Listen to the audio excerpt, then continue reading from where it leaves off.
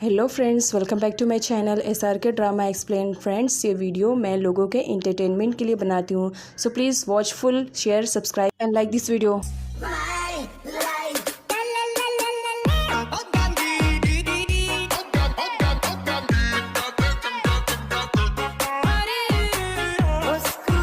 Part की starting यहाँ से होती है। या उराशिरी को कॉल पे कॉल किए जा रहा था, लेकिन उराशिरी उसका कॉल रिसीव नहीं कर रही थी, जिसकी वजह से यह डर रहा था कहीं उराशिरी उसे छोड़ ना दे।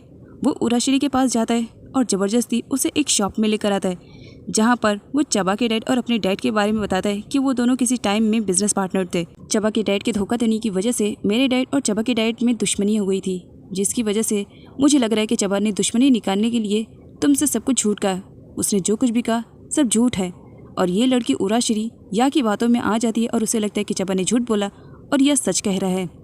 अगले सीन में वी को दिखाया जाता है। जब वो ऑफिस के लिए निकल रहा था तब उसकी नज़र चबा पर पड़ती है, जो कि विंडो के पास थी। उसे वोमिटिंग हो रही थी, वो बहुत ज़्यादा परेशान दिखाई दे रही थी। वी से रहा नहीं जाता है और वो उसके पास चला जाता है, जहाँ पर वो उसके लिए पानी लेकर आया हुआ था। चबा को मालूम पड़ता है कि वी उसे पानी दे रहा है, वो लेने से मना कर देती है, जिस पर वी कहता है अब भला इस वाटर से क्या दुश्मनी, ले लो, और वैसे भी हम दोनों एक ही घर में रहते हैं ना। चबा वाटर तो ले लेती है, लेकिन उसके बाद वो अच्छा खासा वी को सुनाती है, माना हम दोनों इस घर में रहते हैं, लेकिन इसका मतलब ये नहीं कि मैं तुमसे नफरत नहीं करती हूँ, बेइंतहा नफरत करती हूँ। चबा वी को सुना करके जाने लगती है, जिस पर वी उसका हाथ पकड़ लेता है। एक बात पूछूं, जब से जेल से आई हूँ वोमिटिंग तुम्हें इतनी ज़्यादा क्यों हो रही है? इस पर चबा कहती है माइंड योर ओन बिजनेस, तुम्हें मेरे मैटर में इंटरफेयर नहीं करना चाहिए। सम की मॉम जब बाहर निकलती है या कि डैड से मिलने के लिए, तो वो देख लेती है कि चबा और वी एक साथ है। डी किड को सारी सच्चाई बता देती है कि उसकी मॉम का मर्डर कर दिया गया है। अब उसकी मॉम इस दुनिया में नहीं है। किड बहुत ही ज्यादा रोता है जब उसे अपनी मॉम के बारे में पता चलता है। डी उस किड से अपना स्टेटमेंट देने के लिए कहती है, वो रोता है, मना करता है, मैं नहीं जाऊंगा, वो डर चुका था इसी वजह से। डी उसे कहती है मैं तुम्हें ज्यादा दिनों तक प्रोटेक्ट नहीं कर पाऊंगी, या और उसके गुंडे कहीं ना कहीं से फोर्स लगाकर हम तक पहुंच जाएंगे। सिर्फ इंडिविजुअली वी वो पर्सन है जो इसमें हमारी हेल्प कर सकता है। वो उसे वी के घर पर ले जाने के लिए रेडी कर लेती है। अगले सीन में वी को दिखाया जाता है। काफी टाइम के बाद आज उसके फेस पे स्माइल थी, वो भी सम की वजह से। वो सम को चलते हुए देख रहा था। धीरे धीरे अब सम अच्छी तरीके से रिकवर हो रही थी और वो अब चलना भी स्टार्ट कर चुकी थी। वी देख करके स्माइल कर रहा था, तभी उसे चबा के रूम से कुछ आवाज़ें आने लगती है। इसी वजह से वी चबा के रूम में जाता है, जहाँ पर वो देखता है कि चबा वोमिटिंग करी, उसकी कंडीशन काफ़ी ख़राब लग रही है।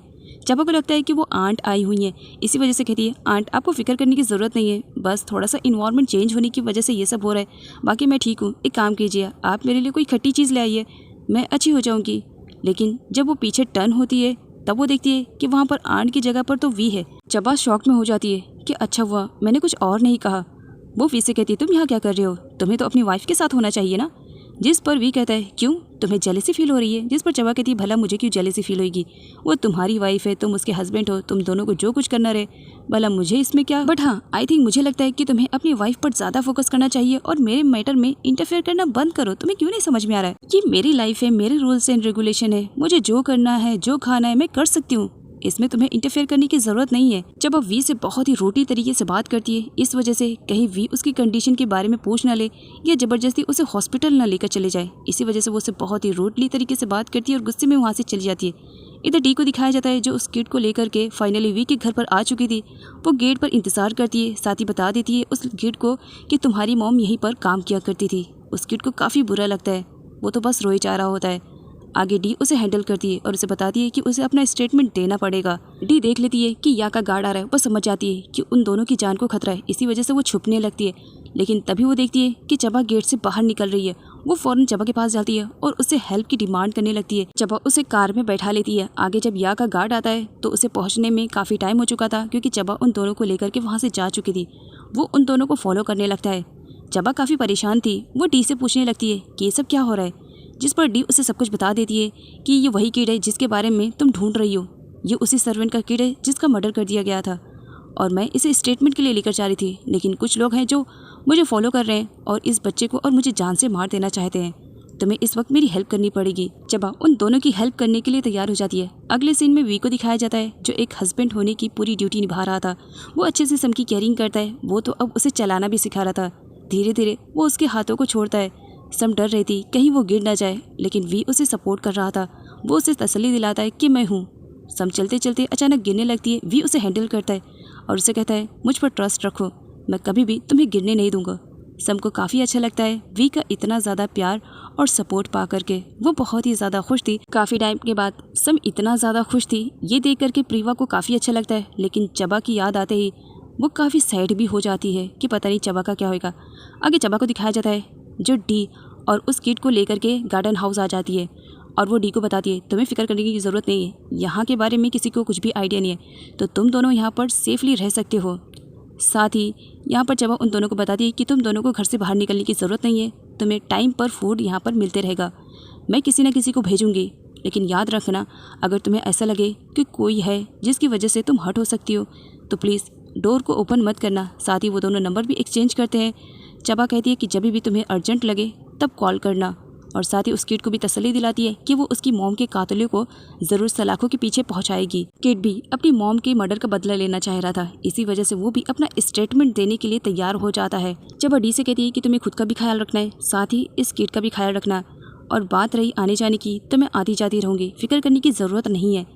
अगले दिन में या के डैड को जब मालूम पड़ता है कि उनके हाथों से डी और वो किड दोनों निकल गया है और चबा की कार में बैठे थे, तो चबा को भी मालूम पड़ चुका होगा, जिसकी वजह से या के डैड फुल गुस्से में थे और वो अपना गुस्सा या पे निकालते हैं और या अपना गुस्सा अपने गार्ड पे निकालता है। ये सब के बारे में जब बात हो रही थी तब नारोंग लाइव देख रहा था। आगे चबा वेट कर रही थी, नारोंग उससे मिलने के लिए आता है। नारोंग उसे बताता है कि उस किड और डी की जान को खतरा है और तुम्हारी भी जान को खतरा है, क्योंकि या के डैड ने प्लानिंग कर ली तुम तीनों को मारने के लिए। चबा यहाँ पर नारोंग से हेल्प लेती है। वो बताती है कि डी और वो किड दोनों गार्डन हाउस में हैं और वहाँ पर वो लोग सेफ हैं, लेकिन फूड डिलीवरी का काम और जो कुछ भी काम रहेगा तो इसके लिए उसे जाना पड़ेगा। नारोंग मान जाता है। अगले सीन में सम को दिखाया जाता है। उसके फेस पे स्माइल थी कि अब वो धीरे धीरे चलने लगी है। चबा को देखती है तो वो अपसेट हो जाती है। चबा उसके पास आती है और बोलती है तुम्हें मुझसे डरने की ज़रूरत नहीं है, सच्चाई क्या है इसके बारे में तुम्हें अच्छे से मालूम है कि उस दिन मैंने तुम्हें पुश नहीं किया, वो जस्ट एक एक्सीडेंट था। एक्सीडेंट नहीं, यूँ कहो तुम्हारी मॉम की लापरवाही थी। फिक्र मत करो, बस एक बार ये साबित हो जाए कि मैं इनोसेंट हूँ, मैंने मर्डर नहीं किया है, तो यकीन मानो फिर मैं यहाँ से फ्रांस चली जाऊँगी। और बात रही इस घर की तो तुम और वी दोनों ही इस घर में खुश रहना, बाकी मेरी लाइफ का क्या है, मैं मेरी लाइफ कहीं पर भी गुजार लूँगी। यहाँ पर चबा अपने बेबी के बारे में उसे नहीं बताती है और अपनी बेबी के रिलेटेड ही बातें करती है कि वो उसके साथ अपनी पूरी लाइफ को गुजार सकती है, उसे किसी की भी प्यार या सपोर्ट की ज़रूरत नहीं है, वो अपनी लाइफ को अकेले गुजार सकती है। प्रीवा ये सारी बातें सुन चुकी थी। आगे वी को दिखाया जाता है जो कि चबा के अंकल के पास गया हुआ था। यहाँ पर उसे इतना तो मालूम हो चुका था कि चबा मर्डर नहीं कर सकती है, इसी वजह से वो उस मर्डर केस के बारे में छानबीन करना स्टार्ट कर देता है, जहाँ पर अंकल भी अब वी के ही सपोर्ट में थे। अगले सीन में दिखाया जाता है सम अब धीरे धीरे अकेले से चलने का ट्राई करती है। मॉम देखती है, खुश हो जाती है, ओह अच्छा तो तुम बहुत ही अच्छे से रिकवर कर रही हो, देख करके काफ़ी अच्छा लगा। वैसे मैं सुपरमार्केट जा रही हूँ, तुम्हें किसी चीज़ की ज़रूरत है तो बता दो, बेटी की ये सिचुएशन है और माँ को क्या लग रहा है शॉपिंग। सब मना कर देती है, मॉम मुझे किसी भी चीज़ की ज़रूरत नहीं है, आप शॉपिंग जाए। लेकिन सम अंदर ही अंदर से अपने मॉम को लेकर के टूट चुकी थी कि उसकी इस कंडीशन पर भी उसकी मॉम उसे सपोर्ट नहीं कर रही है। आगे आंट को दिखाया जाता है जो गार्डन हाउस जाने वाली थी, जिस पर चबा उन्हें रोकती है। आंट पूछती है क्या बात है, तुम बहुत ही ज़्यादा परेशान दिखाई दे रही हो, और वैसे भी गार्डन हाउस तो मेरा घर है, मुझे वहाँ पर जाना है, मुझे बस थोड़ी देर के लिए चले जाने दो। जिस पर चबा कहती है नहीं आंट आप वहाँ नहीं जा सकती है। आंट के पूछने पर चबा बता देती है कि वहाँ पर डी और उसने किड को छुपा करके रखा है। चबा आंट से कहती है इनकेस अगर आप गार्डन हाउस गई तो अगर किसी ने आपको फॉलो किया तो वो तो डी और उस किड तक आराम से पहुँच सकते हैं, मेरी बेगुनाही का वो सबूत है, प्लीज़ मेरे साथ कोऑपरेट करे ना। जब आंट को ये सब के बारे में पता चलता है तो वो भी अब चबा के ही सपोर्ट में हो जाती है। चबा के कहने पर नारोंग यहाँ पर डी को फूड डिलीवर करने के लिए आया हुआ था, वो उसे कोड बोलता है। डी कोड सुन करके डोर को ओपन करती है। तब यहाँ पर नारोंग उसे बताता है कि चबा ने उसे सेंड किया है और इसमें कुछ खाने पीने की चीज़ें हैं, और अगर किसी चीज़ की और ज़रूरत है उसे तो वो अभी उसे बता दे, वो उसके लिए लेकर आ जाएगा।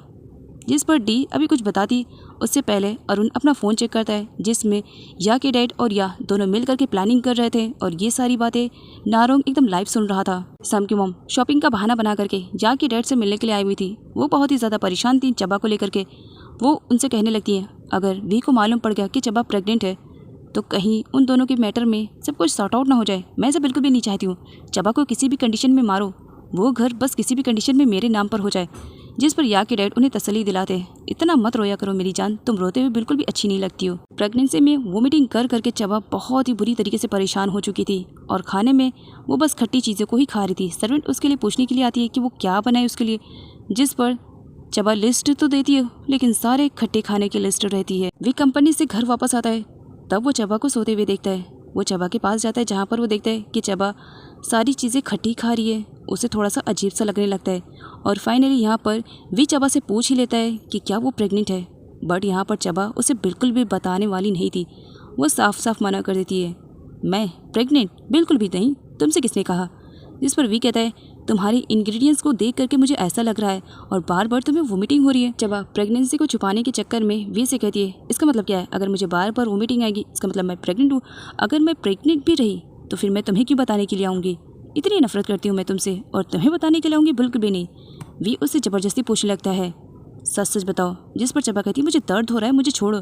वी के ना छोड़ने पर चबा अपने आप को छुड़ाती है और गुस्से में वहाँ से जाने वाली रहती है, लेकिन एक बार फिर से वी चबा को पकड़ लेता है। सच सच बताओ क्या छुपा रही हो। चबा उसे कुछ भी नहीं बताती है, पुश करके वहाँ से चली जाती है। उन दोनों को इस तरह से बात करते हुए सम की मोम देख लेती है और उन्हें डर था कि कहीं चबा वी को बता ना दे कि वो प्रेग्नेंट है। आगे चबा को दिखाया जाता है जो बहुत ही ज़्यादा रोती है। उसे समझ में नहीं आ रहा था कि वो करे तो क्या करे। आगे सम की मोम को दिखाया जाता है जो एक बार फिर से सम को भड़काने की कोशिश करती है कि वो जितनी जल्दी हो सके चबा को इस घर से दूर करे। चबा घर से दूर होगी तभी तो ये घर उनके नाम पर होएगा। सम की मोम को अपनी बेटी की बिल्कुल भी फिक्र नहीं थी। अगर फिक्र थी तो बस प्रॉपर्टी की। वो तो कुछ ज़्यादा फोर्स करने लगती है सम को कि वो किसी भी तरीके से चबा को घर से निकाले। सम की आंखों से आंसू निकलने लगते हैं। प्रीवा आती है और उसे अच्छी तरीके से हैंडल करती है मानो वो उसकी सिस्टर हो।